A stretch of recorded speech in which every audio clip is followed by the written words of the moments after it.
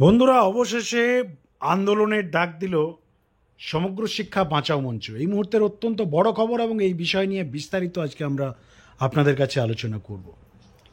আপনাদের জানিয়ে রাখি, সমগ্র শিক্ষা বাঁচাও মঞ্চ এমন একটা প্ল্যাটফর্ম পশ্চিমবাংলায় সমগ্র শিক্ষা কর্মচারীদের জন্য, যে প্ল্যাটফর্ম শুধু আজকে নয়, আজ থেকে এক বছর আগে নয়, তারা 2021 সালের বিধানসভা ভোটের পর যে সময় অন্যান্য সমস্ত সংগঠনগুলো হাল ছেড়ে দিয়েছিল যে আর হয়তো কিছু হবে না, আর হয়তো দাবি পূরণের কোনো চান্সেস নেই, সেখান থেকে এই সমগ্র শিক্ষা বাঁচাও মঞ্চের উৎপত্তি হয়। তারা একাধিক কর্মসূচি নিয়েছে লাস্ট 5 ইয়ার্সে। কখনো জেলায় জেলায় ডেপুটেশন কর্মসূচি, কখনো ডিআই, কখনো ডিপিও, কখনো আবার ডিএম, কখনো বিকাশ ভবন কর্মসূচি, আবার কখনো মুখ্যমন্ত্রীর দৃষ্টি আকর্ষণের কর্মসূচি। একাধিক কর্মসূচি নিয়েছে এবং শেষে এসে 2025 সালের শেষে এসে তাদের মুখ থেকে সুখবর শোনা যায়। তারা প্রথমবার পার্শ্ব শিক্ষকদের তথা সমগ্র শিক্ষার সমস্ত স্তরের কর্মচারীদের বার্তা দিয়েছিলেন যে ফাইল তৈরি হয়েছে, এসপিটি সদিচ্ছা দেখিয়েছে, শিক্ষামন্ত্রীর সবুজ সংকেত মিলেছে, বিকাশ ভবনের ছাড়পত্র পেয়েছে এবং দপ্তর পজিটিভ ভূমিকা গ্রহণ করেছে। এই বার্তাগুলো first time one and only কোনো সংগঠনের পক্ষ থেকে, কোনো প্ল্যাটফর্মের পক্ষ থেকে যদি সাধারণ শিক্ষক বা শিক্ষাকর্মীদের কাছে এসে পৌঁছেছিল, সেটা একমাত্র ওয়ান অ্যান্ড অনলি সমগ্র শিক্ষা বাঁচাও মঞ্চের পক্ষ থেকে। আপনারা জানেন, লাস্ট 2 দিন আগে তারা বিকাশ ভবনে বৈঠক করেন।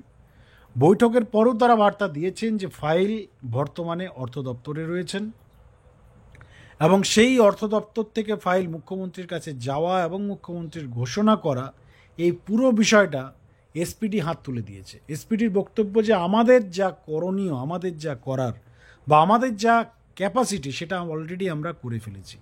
এবার সেখান থেকে ফাইল মুভ করা এবং মুখ্যমন্ত্রীর ঘোষণা করা, সেই জায়গাতে আমরা কোনোভাবেই ইন্টারফেয়ার করতে পারি না এবং আমাদের ক্ষমতার বাইরে সেটা। তো যার ফলস্বরূপ সমগ্র শিক্ষা বাঁচাও মঞ্চের যারা নেতৃত্বরা রয়েছেন, বিশেষ করে দেখুন, এই সমগ্র শিক্ষা আজকে একাধিক সংগঠনের একটা প্ল্যাটফর্ম, কিন্তু যদি আপনারা বলেন লিড কারা করছে, লিড অর্থাৎ নেতৃত্ব কারা দিচ্ছে, ইনস্ট্রাকশন কাদের বেশি ফলো হচ্ছে এবং গুরুত্ব কাদের বেশি, এখানে বন্ধুরা আমাদের কাছে যা রিপোর্টিং, আমাদের কাছে যা আপডেট আছে সূত্র মারফত, সেটা হচ্ছে লিড করছে একসময় ঐক্যমঞ্চ যারা লিড করত, একটা সময় ঐক্যমঞ্চ যারা পরিচালনা করেছে, এক সময় পার্শ্ব শিক্ষক ঐক্যমঞ্চের 32 দিনের যে 2019 সালের ঐতিহাসিক আন্দোলন যারা পরিচালনা করেছিল, তারাই এখানেও লিড করছেন এবং অনেকটা তাদের আধিপত্যটা বেশি। এবার যদি মনে করেন বা প্রশ্ন আসে যে বাকিরা তাহলে কি করছে, বাকিরাও আছে, বাকিদেরও মতের গুরুত্ব আছে, কিন্তু বাকিদের আমরা সেইভাবে এখানে কোনো ইন্টারফেয়ার দেখতে পাচ্ছি না এবং তারাও সহমত এই আন্দোলনে। অর্থাৎ যদি বলতে হয়, সকলের সম্মিলিত চেষ্টাতেই, প্রচেষ্টাতে এবং ইচ্ছাতেই এই কর্মসূচির কনসেপ্ট তারা নিয়েছেন, ডাক দেওয়া হয়েছে। কতজন যাবেন, কতজন উপস্থিত হবেন, সেটা তো দেখা যাবে আগামী 20 আগস্ট। কিন্তু মোটামুটি বিগত দিনের যে ইতিহাস, আমাদের কাছে যে আপডেট, তাতে 2 থেকে 5 হাজার আপনারা ধরে রাখতে পারেন। তার বেশি সমগ্র শিক্ষা কর্মচারী যারা আছেন তারা বাড়ি থেকে বেরোতে নারাজ। তারা বাড়িতে বসে ফল খেতে চায়, বাড়িতে বসে লাড্ডু খেতে চায়, ইউটিউবে খবর শুনবে, নেতাদের লাইভে পজিটিভ বার্তা শুনতে চায় এবং তারা হোয়াটসঅ্যাপ এবং ফেসবুকে সমালোচনা, ক্রিটিসাইজ এবং বিভিন্ন ধরনের বুদ্ধি তারা দিয়ে থাকেন। রাস্তা বা গ্রাউন্ড লেভেলের কর্মসূচি করতে নারাজ। তো যার ফলস্বরূপ আমাদের যে সার্ভে রিপোর্ট, তাতে 2 থেকে 5 হাজারের জমায়েত হওয়ার চান্সেস রয়েছে। সেটাও আবার যথেষ্ট সন্দেহ রয়েছে যে 5 হাজারের কোটা ঠিকঠাক যাবে কিনা। কিন্তু যেহেতু এখানে সমগ্র শিক্ষার হোল ডিপার্টমেন্টকে আহ্বান করা হয়েছে, সর্বসম্মতভাবে হয়তো 1005 হতেও পারে, কিন্তু বিষয় হচ্ছে এই 1005 কি দৃষ্টি আকর্ষণ করা সম্ভব? 1 লক্ষ কর্মচারীদের সেক্টর, 5 হাজারে কি আসে যায়? তো বন্ধুরা, যেটা এখানে মূল যে দাবি, সেটা হচ্ছে এই ফাইল যাতে খুব দ্রুত মুখ্যমন্ত্রী ঘোষণা করেন, অর্থ দপ্তর থেকে যেন দ্রুত ফাইল ছাড়পত্র পায় এবং সবচেয়ে ইম্পর্টেন্ট বিষয় হচ্ছে প্যারা টিচার, এসএসকেএমএসকে, শিক্ষাবন্ধু, সর্বশিক্ষাকর্মী, স্পেশাল এডুকেটর, এনএলসি, এনসিএলপি সহ সর্বশিক্ষার সাথে যুক্ত সমস্ত যারা কর্মচারী এমপ্লয়িজ রয়েছেন, সবারই একটা জয়েন্ট প্ল্যাটফর্মের পক্ষ থেকে এই ডাকটা দেওয়া হয়েছে। কিন্তু বিষয় হচ্ছে, দেখুন, আমরা গতকালকেও একটা প্রতিবেদন করেছিলাম।